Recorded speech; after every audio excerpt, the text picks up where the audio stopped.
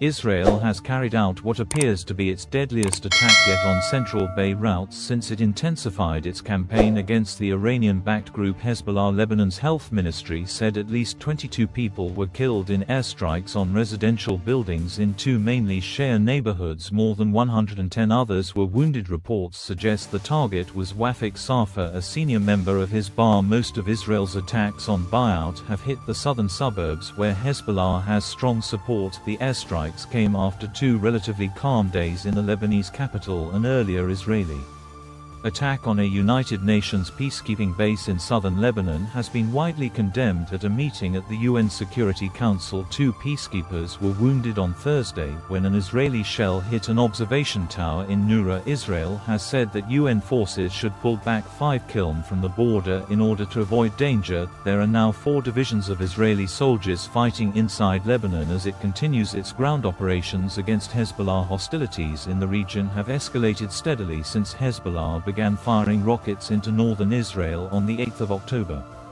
2023, the day after Hamas's deadly attack on southern Israel, which killed around 1,200 people. A further 251 were taken to the Gaza Strip as hostages. So let's just show you the scene live from central Beirut, and as you can see there, a scene very familiar as the smoke continues to bow up above the Lebanese Beirut skyline. Mohammed Taha from BBC Arabic is with me here in the studio. And Mohammed, the first wonder if we could just start off with the latest on those Israeli strikes in southern Lebanon. Indeed, the strikes are on in southern Lebanon, also in Beirut, and this is a rare incident that Israel would hit central Beirut. This is the third time since Israel started to strike Lebanon, and the target was Wafiq Safa, a top leader in Hezbollah, and Hezbollah issued a statement said that Wafiq Safa escaped this strike and he didn't die apparently, according to but the Lebanese officials are saying that there are 22 people died in this strike and more than 100 people injured. In the south, the ground operation is really intensified, that the Israeli forces are using land, sea and air to try to advance,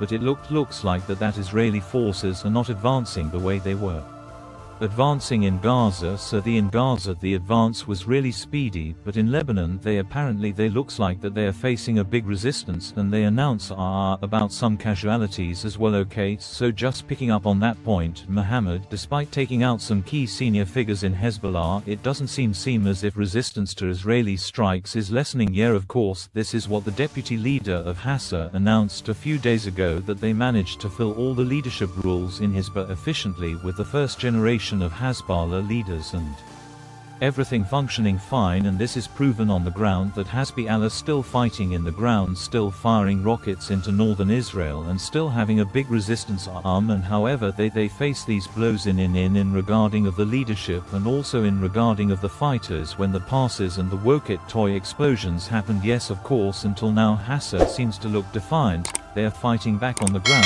and they are firing still rockets into Israel. And at the same time, the situation in Gaza is similar. After 1 year of fighting in Gaza from the Israeli army, we found that Hamas formed some kind of trap to the Israeli forces in Jabalia refugee camps, and apparently they managed to hit some casualties within the Israeli forces in Gaza. Okay, and also outrage from after their workers were included into were targeted rather inadvertently perhaps by Israeli strikes. Of course, there is a condemnation statement from Italy that the Israeli forces targeted other UNIF forces in southern Lebanon. It is very striking and an alarming incident, because these troops were supposed to make peace keeping in southern Lebanon, and if they would start to be targeted, they might withdraw and the situation would be escalated. And this is I'm also like to compare all the time what's happening in southern Lebanon, what's happening in Gaza. This is what happened in Gaza when our aid workers were targeted and they had to withdraw, and we see in Gaza the situation all the time getting worse, and there are more than 60 people died in Gaza. We are in BBC Arabic trying today to do a verified piece about